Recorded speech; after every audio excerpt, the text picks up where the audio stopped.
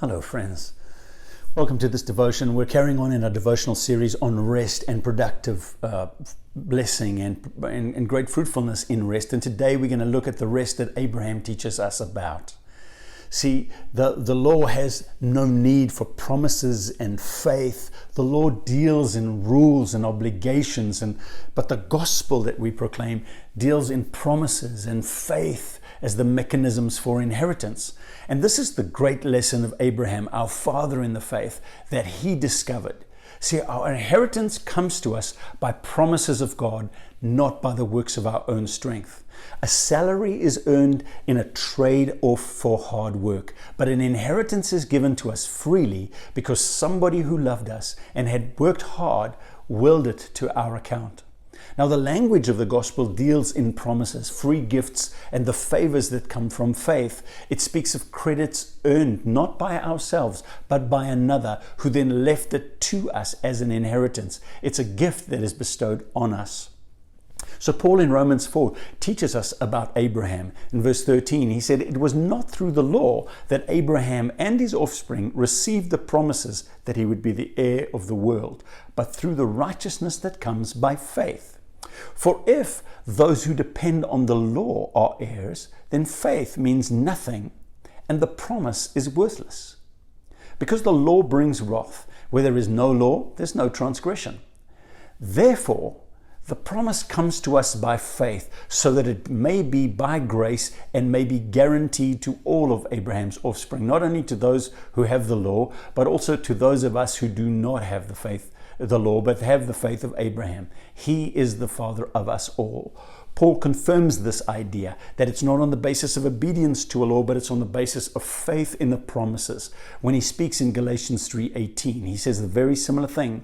If the inheritance depends on the law, then it no longer depends on the promise, but God in his grace gave it to Abraham through a promise. We live in a brand new covenantal era. We have a brand new dispensation where our inheritance is released to us because we believe. In Hebrews 11:39, he's talking about the heroes of faith, and he says they were all commended for their faith, yet not one of them received what had been promised, since God had planned something better for us, so that only together with us would they be made perfect.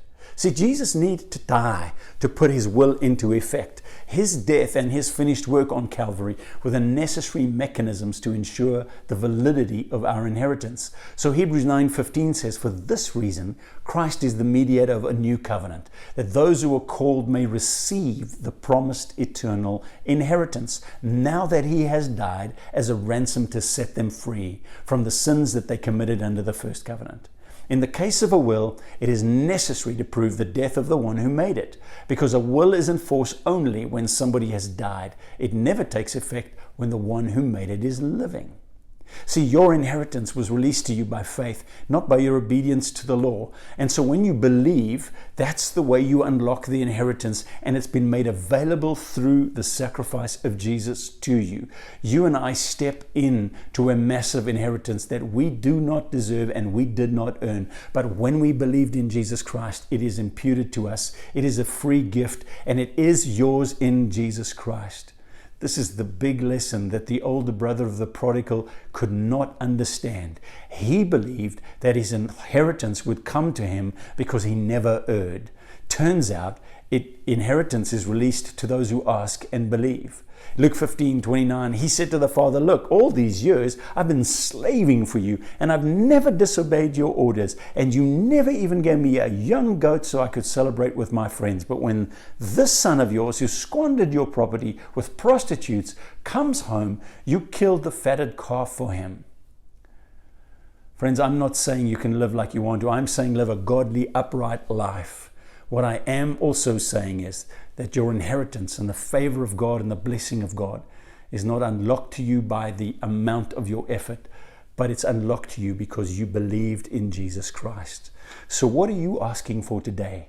Remember, just like Abraham, if you believe in Jesus, you are the righteousness of God in Christ, and you are favored by God. Ask and believe for the release of your inheritance today, and you could step into the rest of Abraham. Jesus has already paid for you to have it. We miss you. Think of you often, praying for you every day. Looking forward to being back together again. God bless.